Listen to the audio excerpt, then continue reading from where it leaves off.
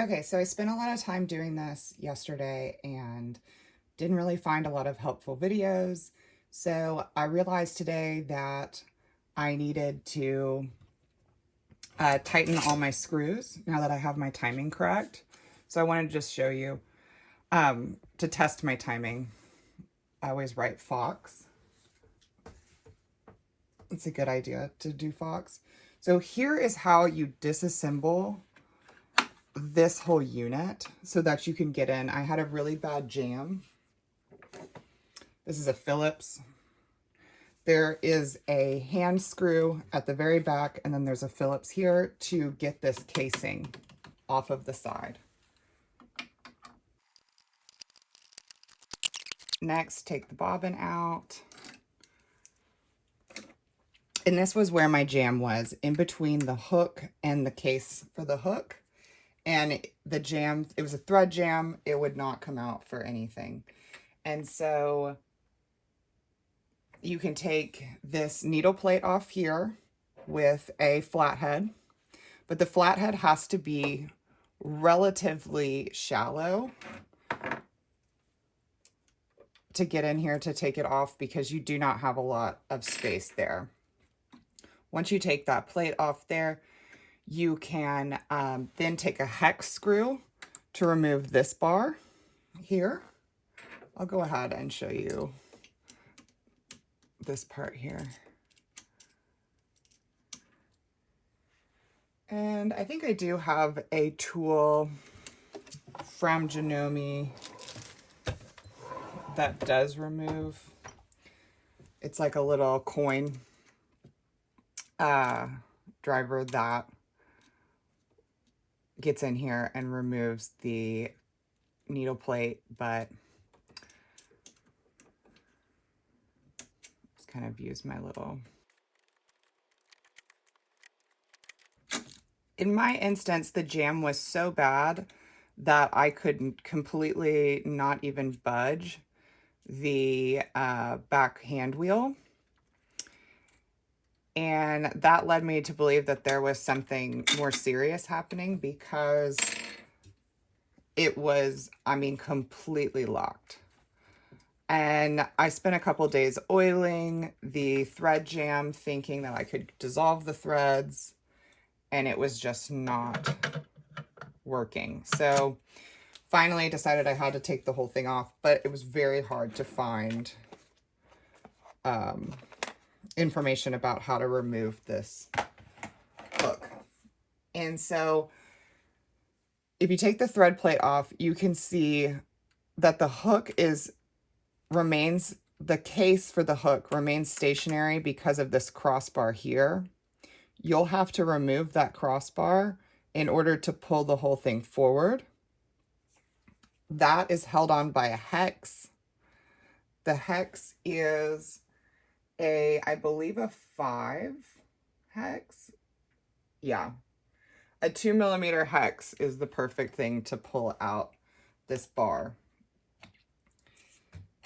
And then on the side, you have 3 flatheads that, in my case, I could not turn the hand wheel in the back in order to access all 3.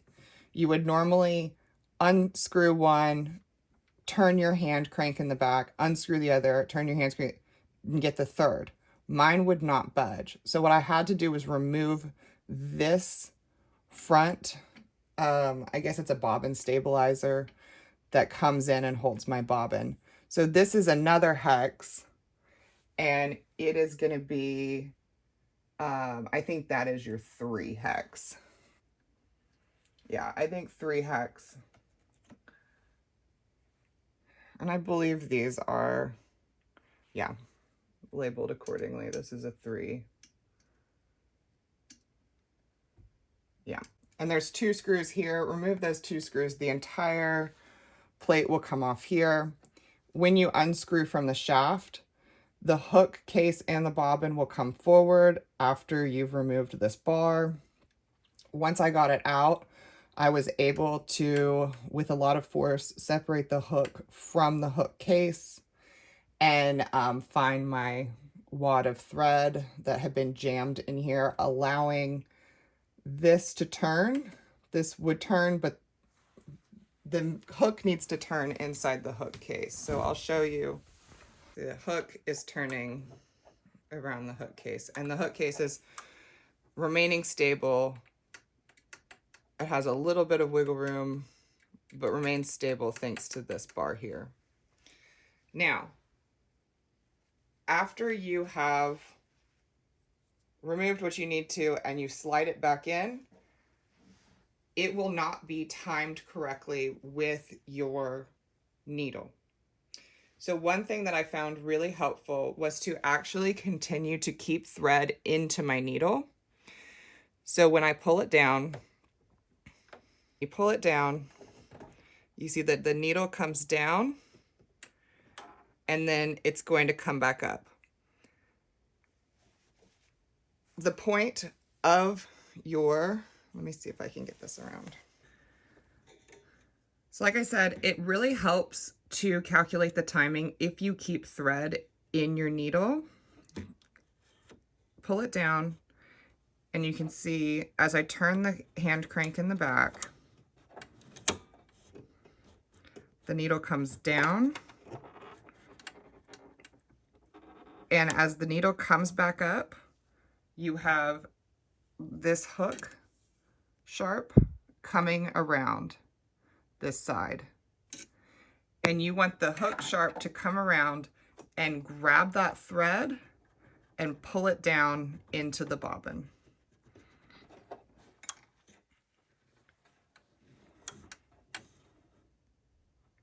So that's how I got my timing correct and where I need it to be. Not only do you need it to time correctly around, you also need to have the proper spacing backwards to forwards. So this is up far enough to where the needle will come down, but it's also back to where even the largest part of the bobbin can spin freely through that arm. So see how wide this hook gets? It needs to clear this front bar completely as it spins through. There's also a gap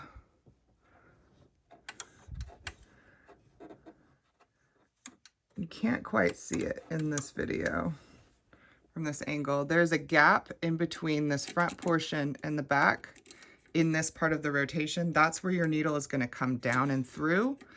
The needle needs to be able to easily pass through those two things. So as you're holding this loose case bobbin part, you are aligning not only in a 360 here, you're also in a different dimension aligning it here, front to back. And so it really helps to have one person turning the hand wheel while you are holding and balancing it. And then once you get it just right, you can come in on the side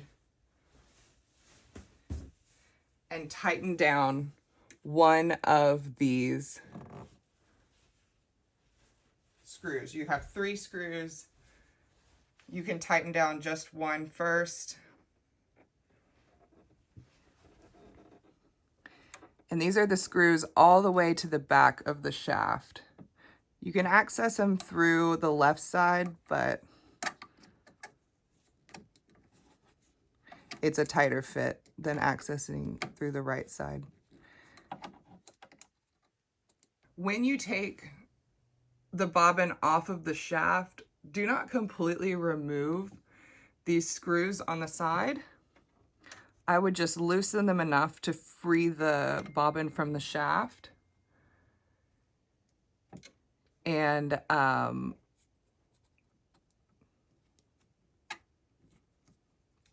then, you know, you're not losing them and they're right there when you need to tighten them back up. And then you can turn on your machine and do a fox stitch where you just use regular block letters to spell out the word fox. You can tell about your timing. If it's not picking up this bobbin thread, then you know you have a timing issue. And if certain letters on, like certain lines on an H test are loose, you also know that it can be a timing issue where it's coming around a little bit too early. So if you've got baggy stitches, I believe it means that your timing is too early. And if you are skipping stitches or not picking up that thread, not picking up that bobbin thread, then I believe you would have a not early enough. And if you have needle break issues, or you would probably be having a front to back dimensional issue where your needle is coming down and bending against that inner part of the case. Okay, so I hope this is helpful.